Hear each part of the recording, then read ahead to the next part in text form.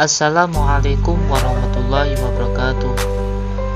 Kembali lagi bersama saya Muhammad Aziz Roman dengan NIM 4012000243. Saya di sini akan mempresentasikan materi yang berjudul Pemantauan dan Pengawasan Pembiayaan dari mata kuliah Manajemen Pembiayaan yang diampu oleh dosen pengampu Ibu Rizky Rahmawati SDMM.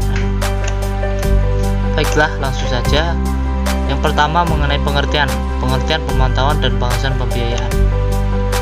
Pemantauan dan pengawasan pembiayaan merupakan suatu usaha untuk mengendalikan pelaksanaan pembiayaan agar persyaratan dan target yang diasumsikan dapat dipenuhi sebagai dasar persetujuan pembiayaan. Selanjutnya mengenai tujuan pemantauan dan pengawasan pembiayaan. Tujuan di sini terdapat 3 hal. Yang pertama, meningkatkan efektivitas dan efisiensi dalam setiap tahap pemberian pembiayaan sehingga perencanaan pembiayaan dapat dilaksanakan dengan baik. Selanjutnya, yang kedua, penjagaan dan pengamanan pembiayaan sebagai kekayaan harus dikelola dan baik agar tidak timbul risiko yang diakibatkan oleh penyimpangan-penyimpangan. Dan yang terakhir, yang ketiga, administrasi dan dokumentasi pembiayaan harus terlaksana sesuai dan ketentuan yang ditetapkan sehingga ketelitian, kelengkapan, keaslian, dan akurasinya dapat menjadi informasi bagi setiap lini manajemen yang terlibat dalam pembiayaan. Selanjutnya, ruang lingkup pemantauan dan pengawasan pembiayaan. Di ruang lingkup pemantauan dan pengawasan pembiayaan di sini terdapat 6 hal. Yang pertama, memastikan bahwa setiap proses pemberian pembiayaan telah dilaksanakan sesuai ketentuan.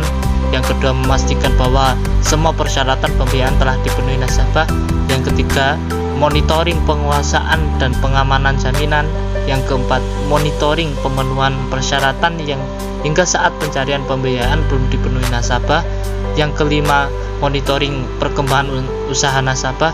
Dan yang terakhir, yang keenam, monitoring dokumen pembiayaan yang akan jatuh tempo, misalnya masa berlaku akad, asuransi, legalitas usaha. Selanjutnya mengenai struktur pemantauan dan pengawasan pembiayaan. Jadi dalam pemantauan dan pengawasan pembiayaan ini terdapat 3 hal struktur. Yang pertama, pengendali intern, yang kedua, pejabat yang berwenang memberikan pembiayaan, dan yang terakhir, pemberian pembiayaan kepada pihak-pihak terkait. Selanjutnya, pelaksanaan pemantauan dan pengawasan pembiayaan. Pelaksanaan di sini terdapat 4 hal. Yang pertama, pengawasan ganda, yang kedua, pengawasan represif, yang ketiga, pengawasan fungsional, dan yang terakhir, yang keempat, pengawasan eksternal.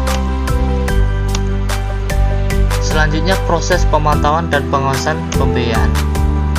Pemantauan suatu standar baku yang landasan utamanya waktu, sehingga bank mudah menentukan mutu pembiayaan.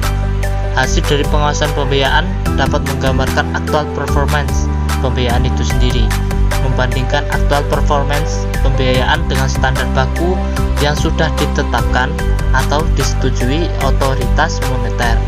Selanjutnya, diidentifikasi dan dievaluasi atas deviasi yang mungkin terjadi.